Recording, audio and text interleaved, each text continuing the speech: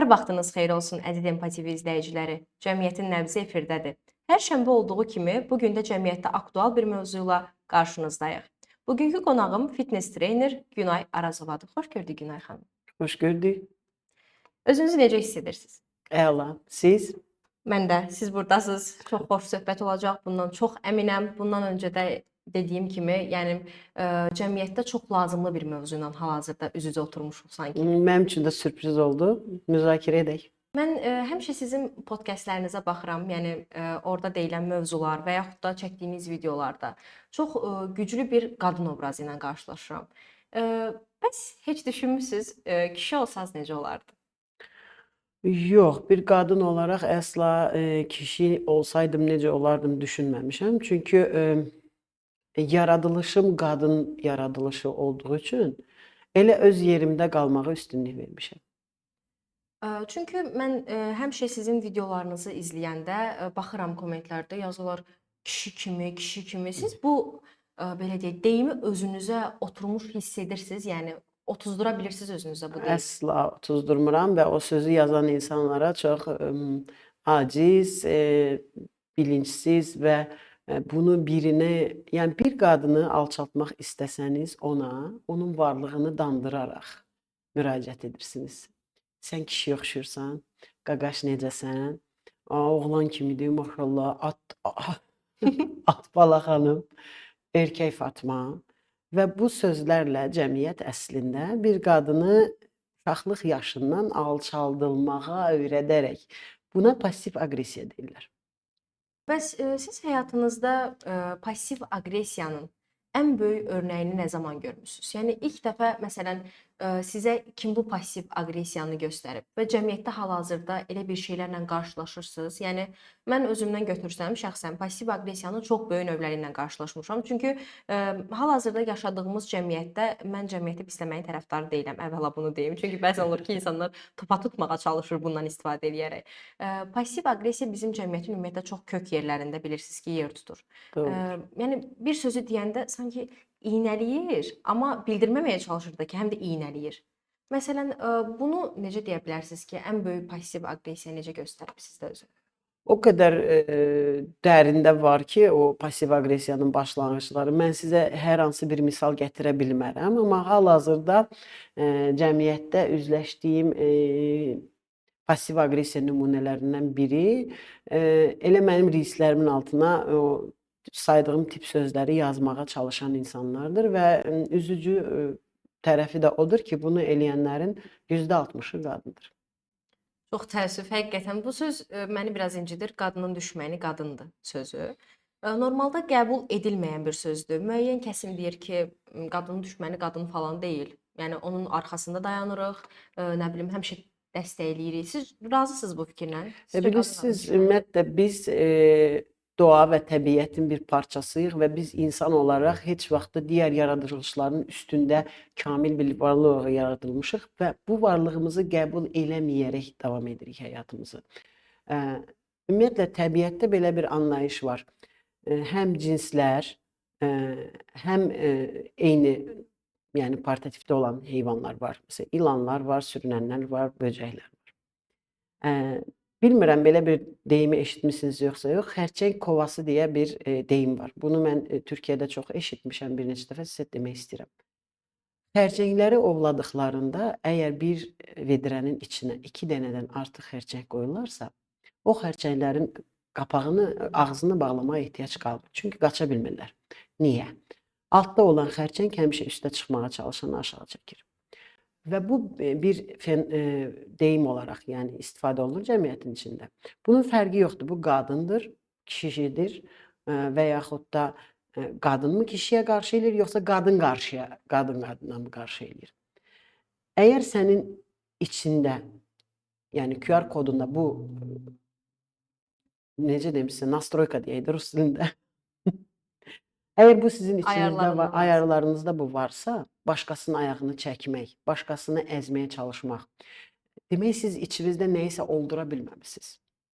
Demək sizi torpağa qoyanda, toxum olaraq sizi torpağa qoyur. Orada nəsə bir çürümə prosesi gedibdir. Tam olaraq böyüyə bilməmisiniz. Böyümüsünüz ha, Amma bəzi yerləriniz əksik qalıbdır. Sanki binanın təməlini qoymağa bənzəyir. Yəni çürük binanın təməli %100. çökməyə məhkumdur da belə Bəli. deyək.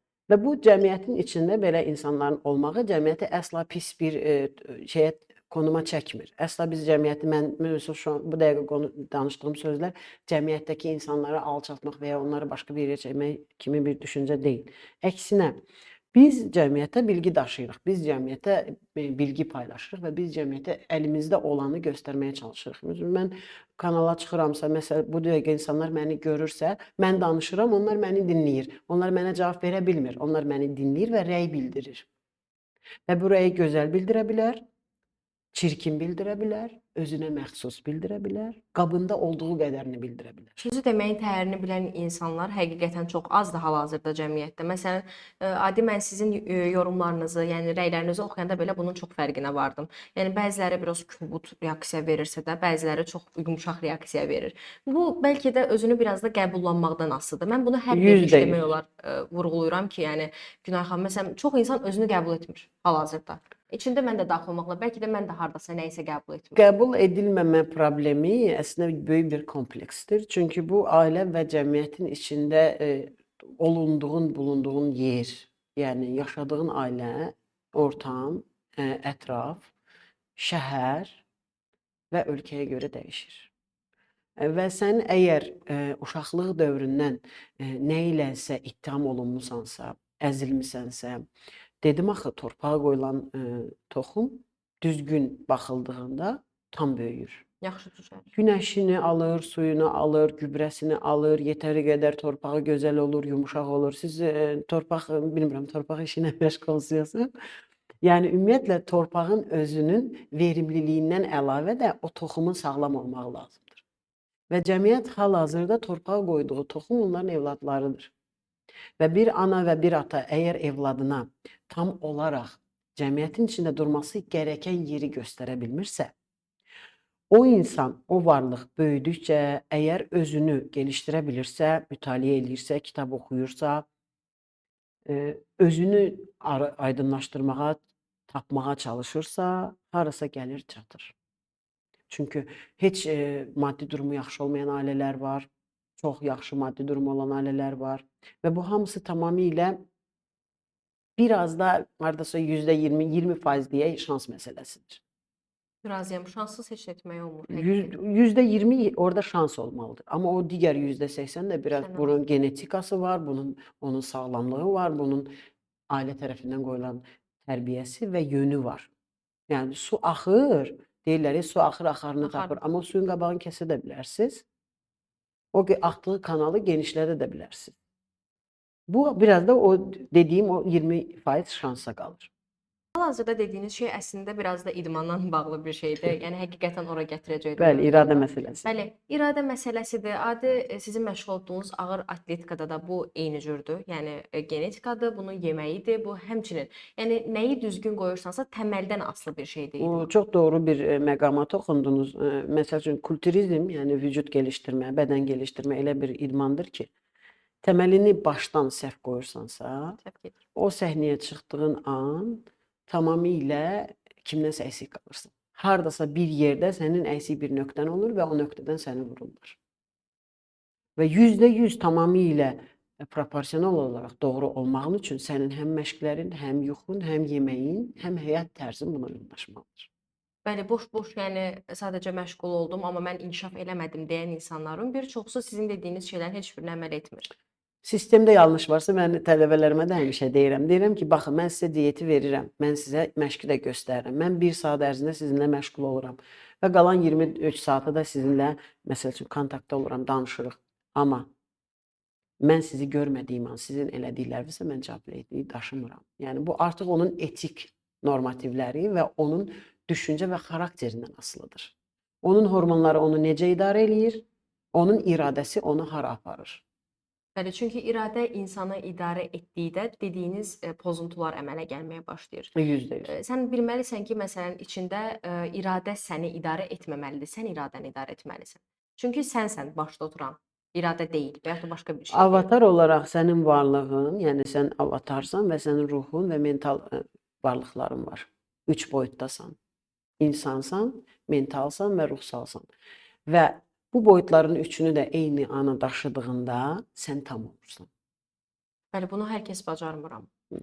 Bacara bilməsi üçün də yol qət eləməlidir. Bəs insanın varoluşu da budur da. Bəli. Heç olubmu ki, kişi və qadın gücü arasında nəsə bir cəmiyyətin yanaşmaları ilə bağlı nəsə bir şey görmüsünüzmü? Yəni məsələn kişi ilə qadın gücünə necə yanaşır cəmiyyət? Yəni bu gücü necə müqayisə edirlər? Bu müqayisə edilməlidirmi?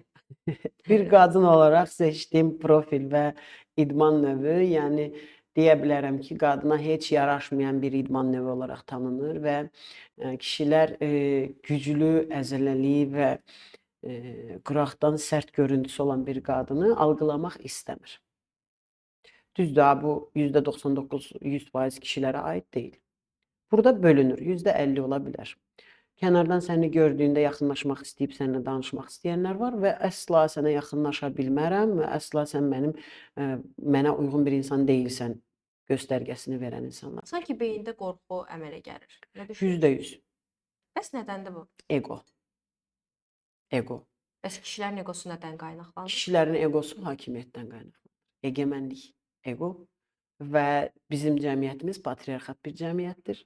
Əzəldən belə olubdur, həmişə belə olubdur. Bizdə kişinin sözü qadından ilərdə gəlir və bir qadın onların düşüncəsinə görə uzun saçlı, qələm qaşılı, Daha dərin nazik. dolğun bədənə sahib, incə, yaxşı yemək bişirə bilən, biraz da soğan yeyə verən. Axı belə bir şey də var. Kişilər soğan yeyə verən qadınları görəndən sonra başlayırlar soyunmağa. Bəs özlərini niyə bu qədər təqzib etməyə meyllidir kişilər? Təqzib etmək dediyinizdə nəyi nəzərdə tutursunuz? Baxın, siz az öncə vurğuladınız ki, soğan yeyə verən Bəli, və belə dolğun bədənli gözəl bir xanımdan bəhs etdiniz. Düzdür? %100. Kişilərin beynində təbii ki, belədir. Lakin özləri eyni evin içinə girəndən sonra o soğan yeyini qəbul etmək istəmir və xəyanətə də bunu misal gətirirlər. Deyirlər ki, mən xəyanət elədim çünki sən mənlə maraqlanmırsan, çünki sən ancaq yemək bişirirsən, ancaq ev təmizləyirsən, amma mən heç vecinə də deyirəm. Bəs bu balansın pozulmağının səbəbi nədir? Balansın pozulmanın səbəbi qadının özüdür. Bir qadın özünə necə rəftar olunmağını istəyirsə, ona elə rəftar edirlər.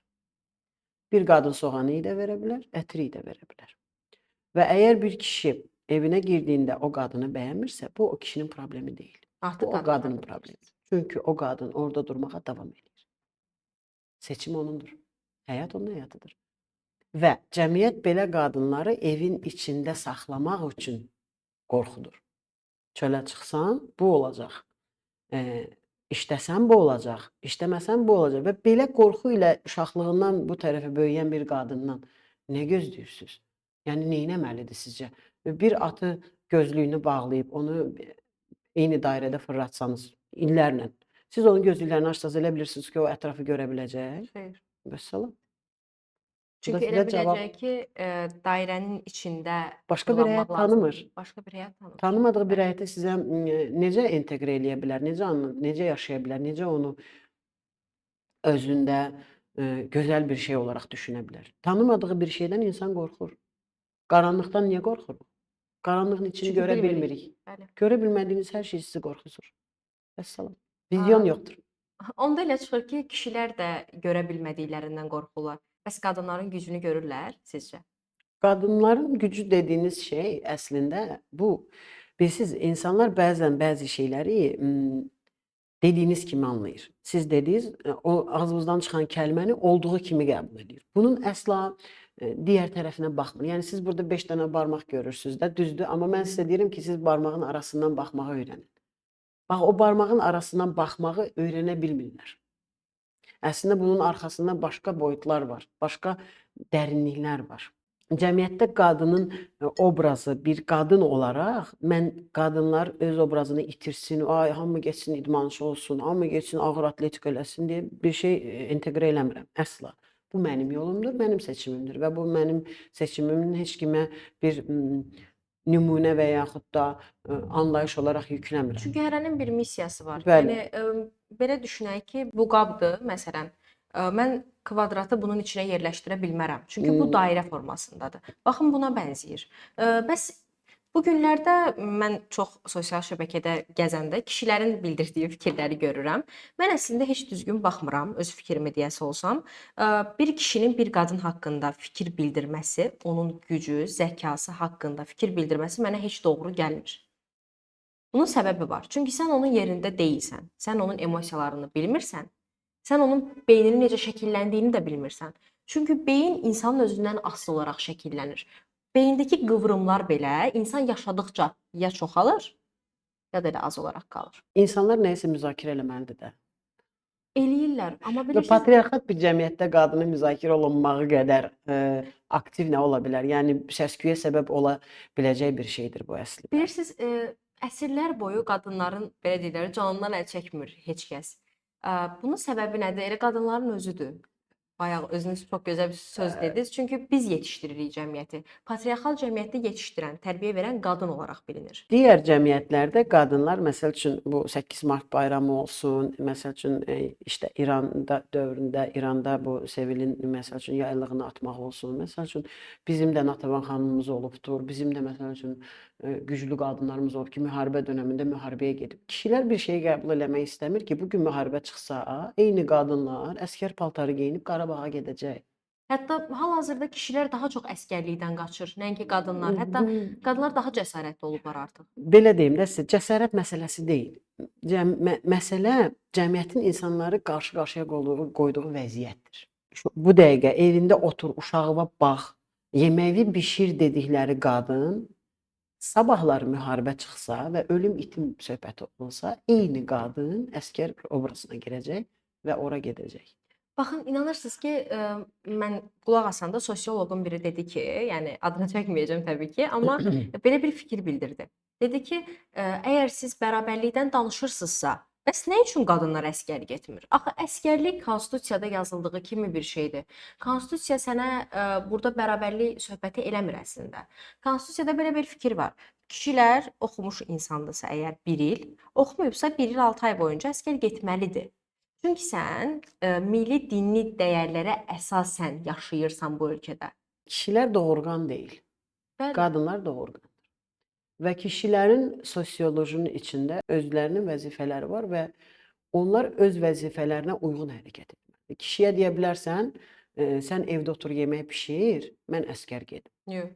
Niyə qadın evdə anaş rolunu oynayır, evi qurur, evi bəzəyir, silir, süpürür və çöldən gələn kişi bilir ki, onun evinin içində bir qadın var.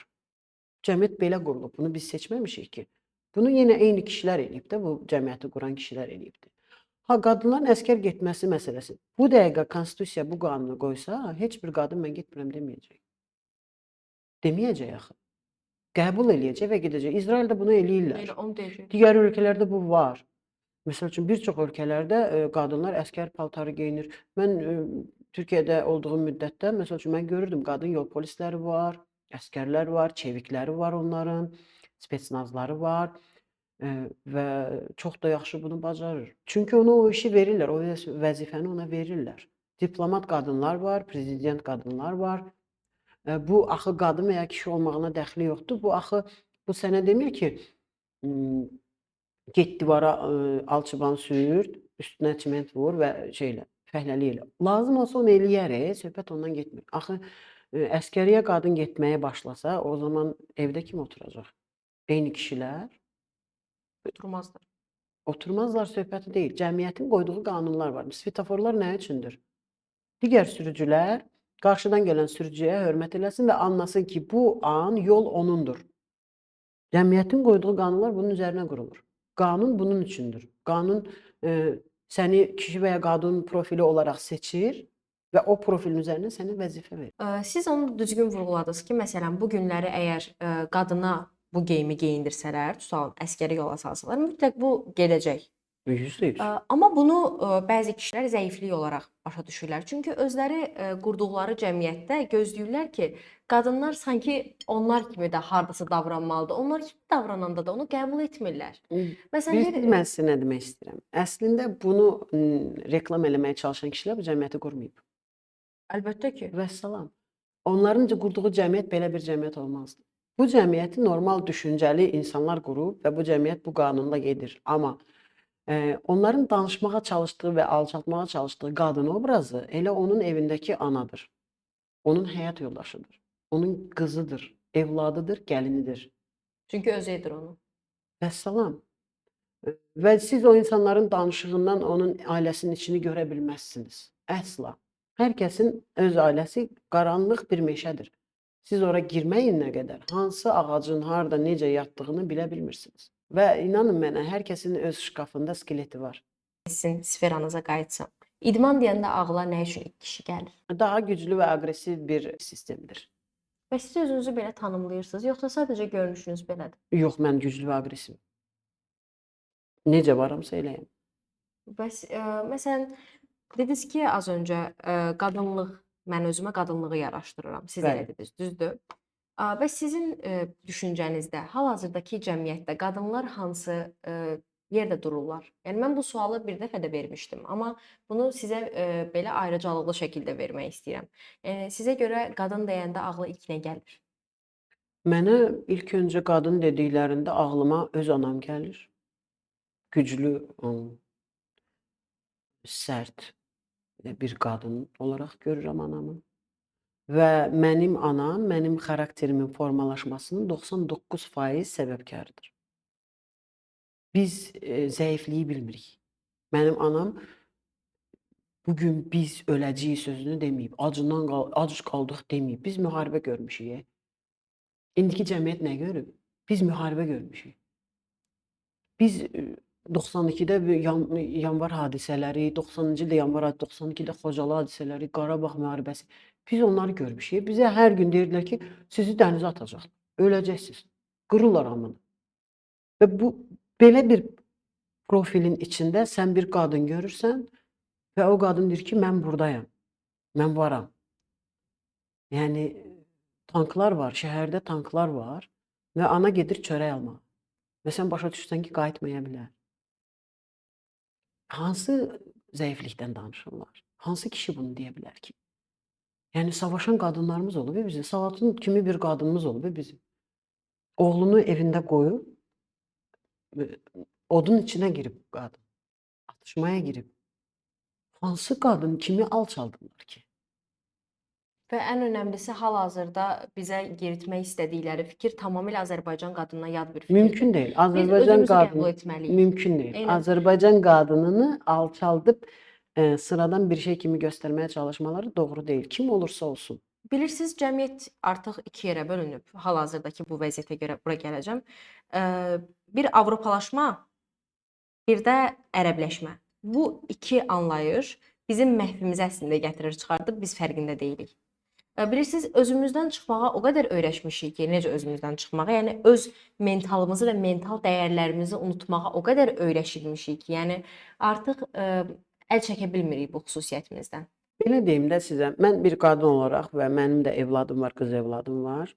Bacım var, 2 dənə, məsəl üçün.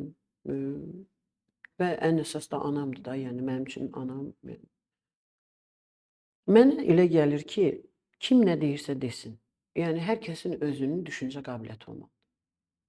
Siz bayaq nə dediniz? Dediniz ki, 4 günc bir şeyi bunun içinə yerləşdirə bilməzsiniz də. Su elə bir şeydir ki, hara tökürsüz, onun formasını alır. Sizin formanız buzursa, bunu dəyişə bilməzlər. Bunun içinə su tökə bilərlər və su sənin formanı almalıdır. Kimsə sənin öz fikirlərini yeridə bilər. Onu su kimi görəcəksən. Amma sən qəlbini dəyişmirsən axı. Sən qəlbini fərqli görürsənsə, bu problem artıq sənin o zaman o torpaqdan çıxma anıva gedir, qayıdır. Yəni insan o qədər də aciz bir varlıq deyil. Hələ qadın, hələ cəmiyyət. Cəmiyyət hal-hazırda ərəbləşə də bilər, farslaşa bilər ki, biz əsrlər boyu həmişə nəyinsə təsir altında Tərkibində olmuşuq qalmışıq. da. Bu qeyri-adi bir fenomen, bir yaranma, yanaşma və yaxud da başqa bir şey deyil ki. Biz əsrlər boyu kimsə bizi qoparmağa çalışıb da. Elə o gəlib qopardı, bu gəlib qopardı. Dağılmamışıq ki, eyni yerdəyik də. Prosta hə, ola bilər, cəmiyyətdə hal-hazırda kimlərsə çıxıb rəy bildirməyə çalışır, amma hal-hazırda texnoloji bir cəmiyyətin içində yaşayır. Texnoloji bir dünyadayıq biz. Yəni ağzı olan danışır. Özünüz nə dediniz? Dediniz ki, mən sizin reelslərinizin altında yazılan yorumlar. Siz təsəvvürünüzə gətirirsiniz 5000 yorum var və 5000 yorumda insanlar bir-biri ilə savaşır və mən qıraqda qalmışam. Elə bil ki, sizdən söhbət getmir, özlərindən Yox, söhbət mən gedir. qıraqda qalmışam. Məni üçüncü şəxs kimi müzakirə eləyirlər və bunu kişi, qadın fərqi yoxdur. O girir, bunu yazır, bu girir, onu yazır və heç kim onun mənim ağzımdan çıxan sözləri deyil. Mənim saçımı, mənim dırnağımı, mənim obrazımı. Sizcə mən qorxaq birisi olsam mən bu obrazı yaradıb ortalığa çıxaram? Onlar mənim fikrimi dəyişə bilmir axı. Nəyə görə? Formalaşmış bir xarakter və bir fikir var. QR kod. Bitdi. Yəni məsələ formalaşmaqdadır deyirsiniz. %100. 100-dən 100. Yəni məsələ sənin formalaşmağındır. Günay xanım, yeri gəlmişkən, əslində bunu sizə bir idmançı olduğunuz üçün soruşacağam bu sualı sizdən. Keçən il hardasa, yəni 1 il söhbətidir. Bu kişi-qadın münasibətləri ilə bağlı, daha çox kişinin qadın güclə bağlı deyək, güc və ağıl. Şəhriyar Məmmədiyarov, şahmatist bilirsiniz, dünya şöhrətli, həm də Azərbaycan şöhrətlidir. Fikir bildirdi. Bu insanın özünün ailəsində 2 nəfər xanım var. Və çox dünya çempionatına çıxmış qadınlardan söhbət gedir burada, adi qadınlardan danışmır. Və orada bildirir ki, qadınlar zəifdir. Onsuz da zəifdirlər də, yəni nə desəm fərqi yoxdur. Yəni, bu tipdə bir fikir bildirir. Siz razısınız onun fikirləri ilə? Və yaxud da necə cavab verə bilərsiniz ona? İndi siz təqdim eləyəndə dediniz ki, tanıyırsınız, yəni hamı tanıyır. Mən tanımıram şəxsən. Çünki mən şahmatla maraqlanmıram. Mənim idman sferam fərqlidir və məncə şahmat bir idman olaraq qəbul oluna bilər, amma bu idman deyil. Bu bir beyin oyunudur. Bu bir gedişdir. Düşüncədir, strategiyadır. İdman sənin gedib o ağırlığı alıb əllərinlə işləmək, bədənini formaya salmaq, iradənlə özünü yoğurmaq deməkdir. Və özünü hiss etmək, hansı Canın yerdəniz? ağrıyana qədər, əzələlərin qopana qədər, sümüyün qırılana qədər ki, bunları yaşayırsan və bunu yaşamamış bir insanın bir qadına zəif deməsi çox gülüncdür. Yəni belə deyirsiniz ki, əslində güc məsələsi deyil. Yox, əsla güc məsələsi deyil. Elə qadınlar var ki, kişini alar belə qatlayar, kənara qoyar. Bu onun qadın və ya kişi olmağından asılı deyil. Bu onun bədən quruluşuna sahib bir məqamdır. Elə qadınlar da var ki, kişi qışqıranda qorxudan gözləri dola bilər, ürək çırpıntıları arta bilər. Bu da onun yenə də fizioloji və ruhsal boyutda olan vəziyyətidir. Bilirsiniz Günay xanım, amma Asılıdır. bir çox insan fikir bildirəndə deyir ki, qadınlar aslı deyil də, yəni məsələn fərqi yoxdur. Qadın kişidən zəifdir. Yəni bunu deyir adamlar. Bilirsiniz deyir ki, yəni də ola bilər də 1-2 nəfərdir, istisna qaydanı pozmur, fikirlərini irəli sürür kişilər. Bəs sizcə istisna bu məsələyə təsir eləyir? Qadın və kişinin arasında olan gücü ölçmək məncə cahil bir yaxlaşımdır. Birincisi, fiziolojik olaraq bir qadın kişidən güclü olma ehtimalı orada da indi yenə də 10-20% məsələsi var. Boydur, hormonlardır, millət fərqi var. Məsəl üçün sən aziyat ola bilərsən, xanım Amerikalı ola bilər, səni qatlayar. Normalən də sən aziyatsan çünki balacasan. Bunu qiyaslamaq biraz gülüncdür də. Yəni bu təqdirə layiq bir şey deyil. Ruhsal boyuta gəlsək, ruhsal boyutda, yəni mental olaraq qadın kişidən daha güclüdür.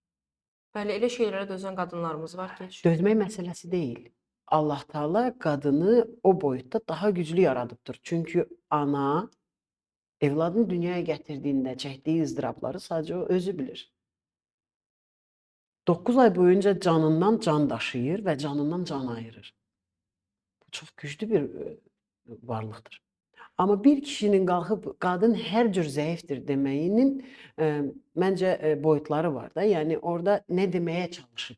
dediyi fikir də belə idi. Bütün idman növlərində kişilər qadınlardan hər zaman üstün olub. İdman Əslində bunun səbəbləri var. yəqin ki öz egosundan dolayı elə deyibdir. Tək idmanda deyil, hər şeydə deyir. Yəni Aşpazlıqda. strategiyada qadınlar kişilərdən daha güclüdür. Stratejik olaraq qadın müşleniyası daha güclüdür. Amma əlbəttə ki, kişinin testosteronu olduğu üçün, ki testosteron da bir hormon olaraq aqressiv bir hormondur. Əlbəttə kişi daha aqressiv, daha atılqan, daha hərbiçi, daha istədiyini əldə etməyə çalışan bir varlıqdır. Çünki doğası budur. Yaradılışı budur. Qalxıb da bunu progesteron hormonuyla yaradılmış yani bir varlığa senden daha güçlüdür demek gülünçdür.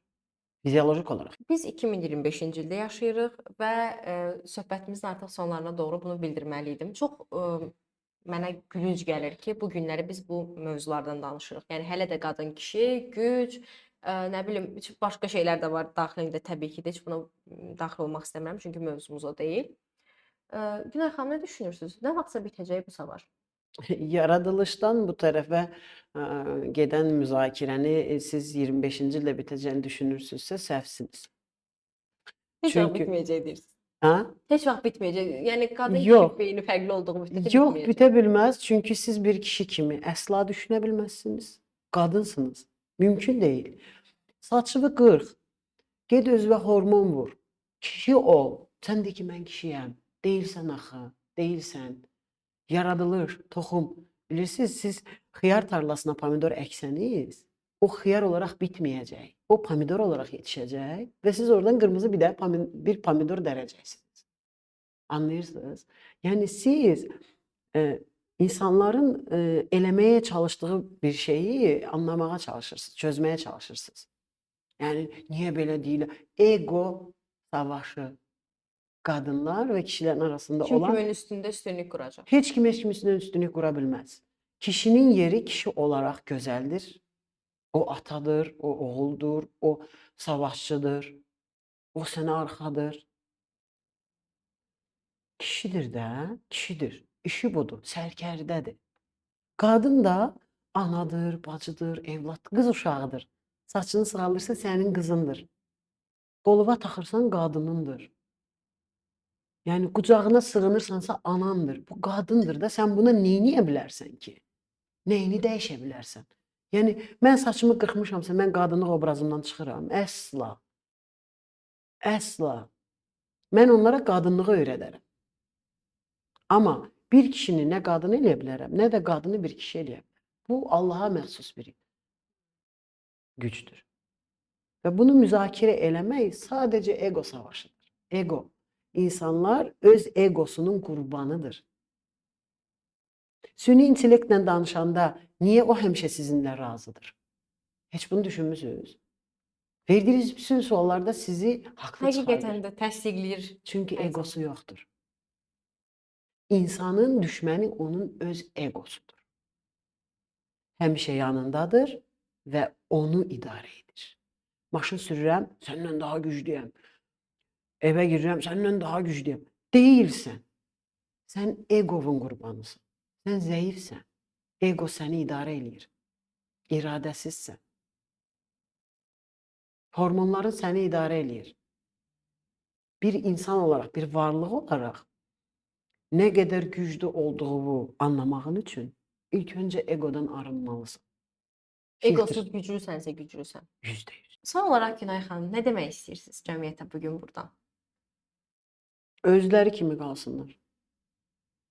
Dəyişməyə çalışmayın.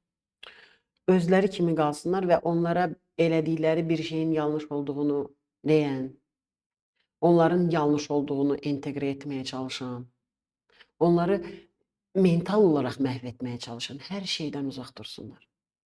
İçkidir, alkoldür, nə bilim o elektron siqaretlərdir, oyunlardır, bilməlidir. Özü özündə nə olduğunu bilməlidir. Özün olaraq qalacaqsan və ilk öncə nəyəsə addım attığında və ya rəy bildirdiyində və ya yazmağa çalışdığında, kiməsə pasiv aqressiya sərgiləməyə çalışdığında verəcəyin ilk sual budur. Mən nəyə hirslənirəm? Mən nəyə acıqlanıram? Mən nəyi sevmirəm? Nəyi qəbul etmək istəmirəm? Bilinç altında gizlətdiyi problemləri örtməyə çalışan ego. Bəli, aqressiv insanların bir çoxsunun daxilində qəbul etmədiyi özü ilə bağlı bir şeylər yatır. %100. Günay xanım, əvvəla sizə təşəkkür edirəm fikirlərimi bildirmədən öncə. Yaxşı ki gəldiniz, yaxşı ki sizlə söhbət etdik. Minnətdaram. Hər zaman belə gülərüz qalın. Mənim üçün çox dəyərli bir söhbət oldu. Zəng elədiniz, danışdıq, buraya dəvət etdiniz, xoş oldu. Diqqət ayırdığınız üçün, məni seçdiyiniz üçün özəlliklə çox təşəkkür edirəm. Çünki cəmiyyətdə çox daha güclü və daha xarakter və daha egemen qadınlar var. Məni seçdiyiniz üçün mən düşünürəm ki, mən şanslıyam. Sonda demək istəyirəm ki, indi sizin yəqin ki, özünüzün baxış çərçivəsində olan insanlarınız var, hansılar ki, sizi izləyirlər və dinləyirlər. Mən istəyirəm hər kəs bunu anlasın ki, biz bir millətik və biz həmişə bir olmalıyıq. Biz bir-birimizi o xərçəng vedrəsinin içində olan xərçəng kimi aşağı dartmamalıyıq. Əgər biri yuxarı çıxmaq istəyirsə, qoyun çıxsın. O çıxırsa səni də dartacaq. Birinin köməyə ehtiyacı varsa ona kömək eləyin. Bəlkə sizin də kiminsə köməyinə ehtiyacınız olacaq. Və bir kişi olaraq güclü, qadın olaraq da zərif qalmağı öyrənin. Fikirlərimi bildirmədən öncə demək istəyirəm ki, indi söyləyəcəyim şeylər bəlkə də bir çoxunuzun xoşuna gəlməyəcək, lakin bunlar mənim fikirlərimdir, mən bunları sizə çatdırmaq istəyirəm. Əziz kişilər, məşhur olmaq istəyirsinizsə, qadınlara söz atmağa və yaxud da qadınlardan danışmağa ehtiyac yoxdur. Onsuz da axı siz kainatın ən ağıllı varlıqlarısınız, məşhur olmağa başqa yolunu taparsınız. Gələn şənbə görüşənə qədər. Sağ olun, salamat qalın.